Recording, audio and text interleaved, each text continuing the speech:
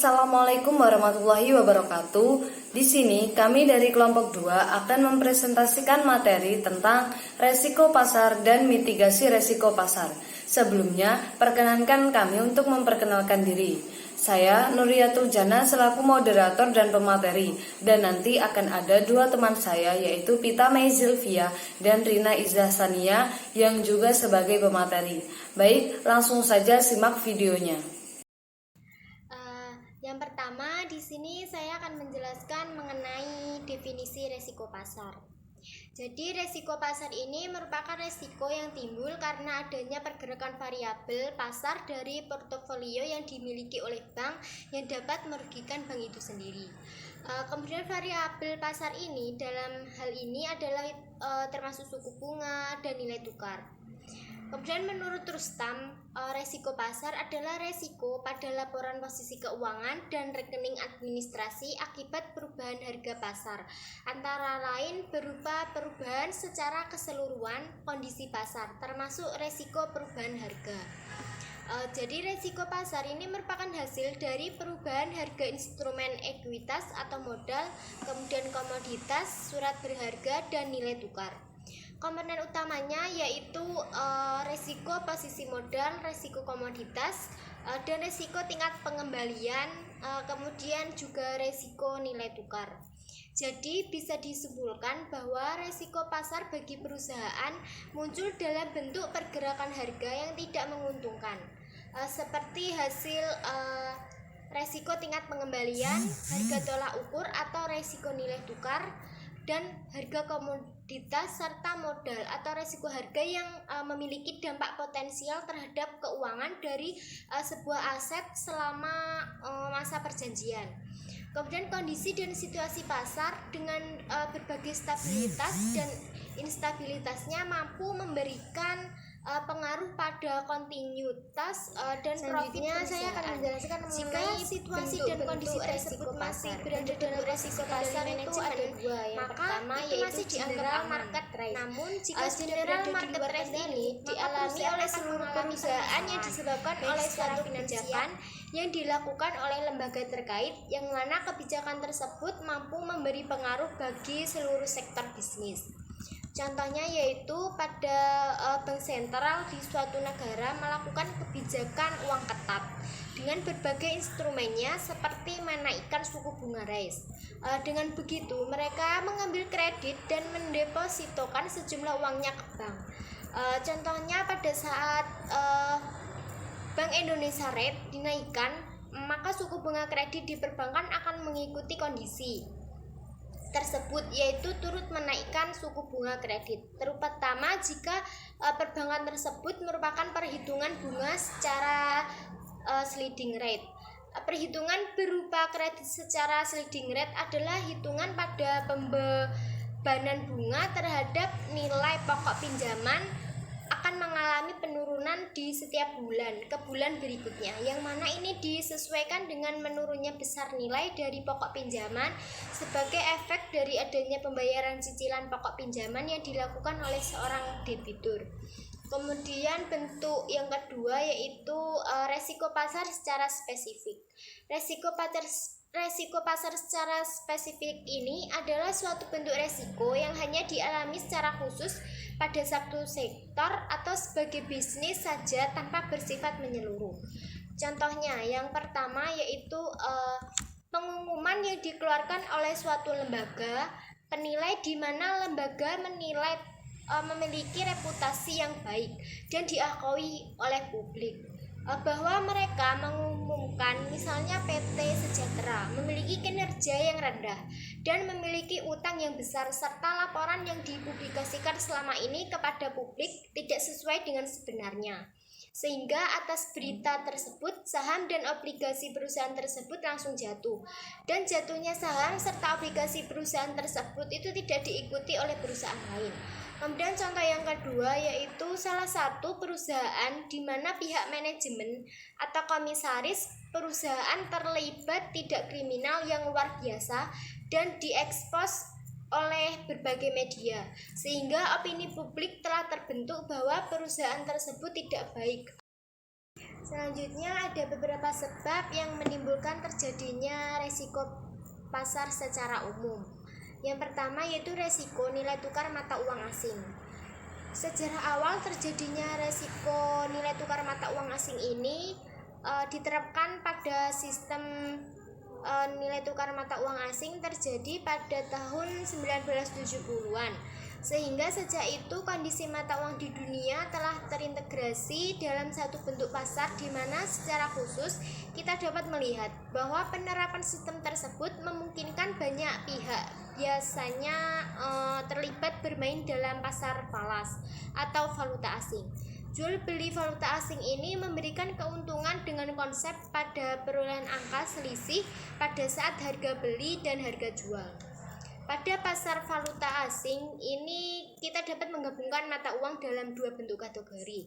Yang pertama yaitu mata uang kertas. Mata uang kertas ini mencakup mata uang yang berasal dari negara-negara yang memiliki tingkat kestabilan moneter tinggi atau biasanya berasal dari negara yang maju, dan sering berbagai pihak menjadikan mata uang negara tersebut sebagai ukuran dalam mengkonvensi dengan mata uang negara.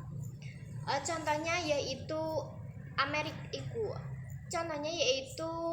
mata uang dolar Amerika dengan yen Jepang, kemudian US dolar Amerika dengan euro dan sebagainya.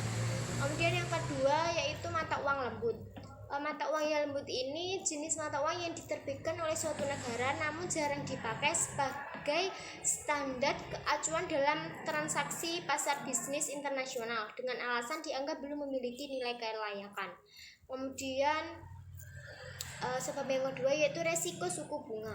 Resiko suku bunga adalah resiko yang dialami akibat dari perubahan suku bunga yang terjadi di pasaran yang mampu memberi pengaruh bagi pendapatan perusahaan. Untuk pembahasan yang lebih dalam tentang resiko suku bunga ini dapat dilihat pada nanti pada bab tentang resiko suku bunga. Kemudian yang ketiga yaitu resiko posisi komoditas.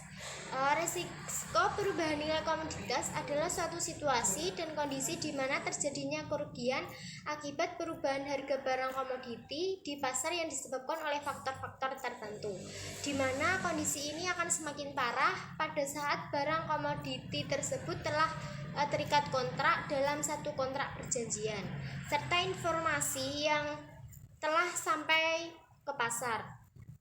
Kemudian yang keempat yaitu resiko perubahan kekayaan. Resiko perubahan kekayaan adalah suatu kondisi di mana kekayaan perusahaan mengalami perubahan dari biasanya sehingga perusahaan tersebut memberi dampak pada keuntungan dan kerugian karyawan.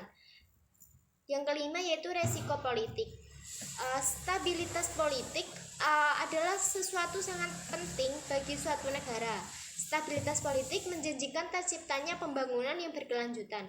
Namun jika pemimpin dan pihak terkait di suatu negara tidak mampu menciptakan iklim kondusif dalam bidang politik, maka artinya seluruh pemimpin dan aparatur di negara tersebut terus terjadi, maka terjadinya adalah krisis kepemimpinan. Krisis kepemimpinan akan berakibat pada pencarian kepemimpinan di luar lembaga resmi, yaitu memungkinkan orang-orang yang berasal dari masyarakat atau oposisi akan muncul sebagai pemimpin dan perusahaan mengambil alih kepemimpinan tersebut.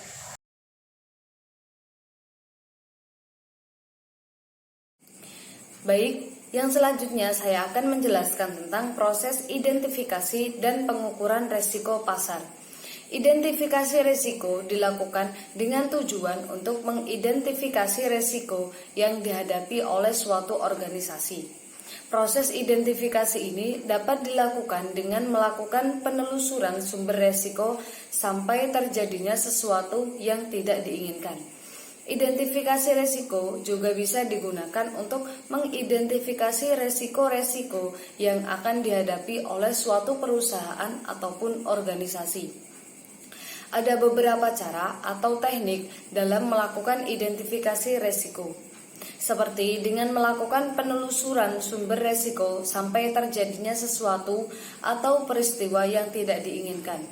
Identifikasi dilakukan dengan melihat sekuen dari sumber resiko sampai terjadinya peristiwa yang merugikan. Pada beberapa situasi yang sudah terjadi, resiko yang dihadapi oleh perusahaan itu cukup standar. Yang selanjutnya yaitu pengukuran resiko pasar. Dalam melakukan pengukuran resiko pasar dan mengevaluasi resiko, berikut tujuan dari evaluasi resiko adalah agar memahami karakteristik resiko dengan lebih baik. Apabila kita mendapatkan pemahaman yang lebih baik, maka resiko tersebut akan lebih mudah dikendalikan. Evaluasi resiko yang lebih sistematis itu dilakukan dengan tujuan untuk mengukur resiko tersebut. Ada beberapa teknik yang dapat dilakukan untuk melakukan pengukuran resiko, yang itu tergantung dengan jenis resiko tersebut. Contohnya, kita dapat memperkirakan kemungkinan atau probabilitas resiko atau suatu kejadian yang tidak diinginkan terjadi. Contohnya, resiko perusahaan mengalami kebakaran. Namun, probabilitasnya resiko seperti itu sangatlah kecil untuk terjadi, yaitu hanya 0,1. Oleh karena itu, resiko tersebut boleh untuk tidak terlalu diperhatikan, karena kemungkinan terjadinya sangatlah kecil. Tetapi, jika probabilitas resiko perusahaan mengalami kebakaran itu 0,6, maka risiko tersebut perlu diperhatikan karena probabilitasnya tinggi. Contoh di atas menunjukkan jika dengan melakukan teknik probabilitas dalam mencegah peristiwa yang tidak diinginkan, itu bisa melakukan prioritasi risiko, sehingga kita dapat lebih fokus pada risiko yang memiliki kemungkinan besar untuk terjadi.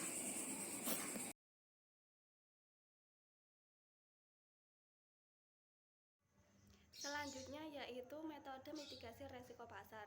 Mitigasi resiko adalah perlakuan untuk mengurangi dampak kerugian yang mungkin timbul dari kegiatan yang akan dilaksanakan. Metode mitigasi resiko secara umum dikelompokkan sebagai berikut. Yang pertama yaitu menyebarkan resiko. Selanjutnya mengurangi resiko. Yang ketiga mengalihkan resiko. Dan yang keempat yaitu mengalihkan resiko. Dan yang terakhir menerima resiko. Tujuan dari mitigasi resiko adalah mengurangi kemungkinan kerugian dari posisi surat berharga yang dimiliki perseroan karena pergerakan harga di pasar. Pergerakan harga di pasar merupakan faktor eksternal yang tidak dapat dikendalikan oleh perseroan. Selanjutnya yaitu langkah-langkah mitigasi resiko pasar. Yang pertama adalah metode penyesuaian pendapatan dan beban. Bank Islam tidak seperti bank konvensional yang dapat melakukan lindung nilai dengan instrumen derivatif berbasis bunga. Bank Islam dituntut kreatif untuk mengatasi long position pada falas. Alternatif yang dapat dilakukan adalah dengan menyamakan pendapatan dengan biaya. Bagian treasury pada bank biasanya bertanggung jawab untuk menghitung semua posisi long dan short terhadap falas secara harian, sehingga kantor cabang bank yang melakukan transaksi jasa falas tidak mengalami posisi terbuka, kecuali melalui bagian treasury. Akan tetapi, jika Bank Islam memutuskan untuk bermain di level internasional, kebijakan strategis terhadap resiko nilai tukar harus diberlakukan. Yang kedua yaitu kebijakan limit posisi. Kebijakan limit posisi adalah kebijakan mengelola resiko pasar dalam membatasi posisi bank pada transaksi keuangan, posisi long dan short, dengan mempertimbangkan resiko pasar dari posisi bank pada sebuah transaksi, seperti komitmen untuk menjual atau membeli sekuritas baru. Bank Islam dapat menerapkan kebijakan limit pada tataran strategis. Misalnya, Bank Islam A telah menerapkan batas posisi terbuka pada nilai tukar tidak boleh melebihi 5% dari perkiraan kerugian. Karena itu, jika ada permintaan transaksi baru yang mengakibatkan posisi terbuka pada falas makin besar, bank harus menahan hingga posisi tersebut bergerak turun. Trade-off antara resiko nilai tukar dan hilangnya peluang bisnis dapat muncul dengan adanya pembatasan posisi. Tetapi metode ini relatif aman digunakan. Bank Islam tidak boleh menerima transaksi baru dalam falas jika akan menyebabkan investor dan nasabahnya berada dalam situasi beresiko. Selanjutnya yaitu kebijakan limit kerugian. Kebijakan limit kerugian umumnya menekankan pada tindakan menarik keluar investasi. Jika perusahaan yang diinvestasikan mengalami tanda-tanda kebangkrutan atau kerugian yang besar, dalam prinsip bagi hasil, selayaknya kerugian ditanggung bersama oleh semua pihak yang terkait dalam skema syirkah, tentu saja sesuai kontribusi modalnya. Dalam skema pembiayaan mudharabah dan musyarakah dapat membawa bank kepada situasi di mana kontrak berakhir karena kerugian. Jika ini terjadi, bank hanya akan menerima pembayaran berupa bagian modal yang tersisa untuk bank. Bagian modal ini tentu saja dinilai lebih rendah dibandingkan dengan harga pasar sebagai konsekuensi kerugian investasi pada perusahaan tersebut. Oleh karena itu, mitigasi resiko yang dapat diterapkan dalam kasus ini bersifat normatif, memperhitungkan faktor maslahah atau kebaikan bagi kelangsungan bisnis dan selayaknya didukung oleh analisis penilaian yang baik mengenai potensi arus kas di masa datang dari perusahaan. Baik, itu tadi materi yang dapat kami sampaikan. Apabila ada kesalahan atau kekurangan mohon dimaafkan. Dan jika ada yang ingin ditanyakan atau ada yang belum paham, bisa bertanya di kolom komentar. Terima kasih telah menyimak video presentasi dari kami. Wassalamualaikum warahmatullahi wabarakatuh.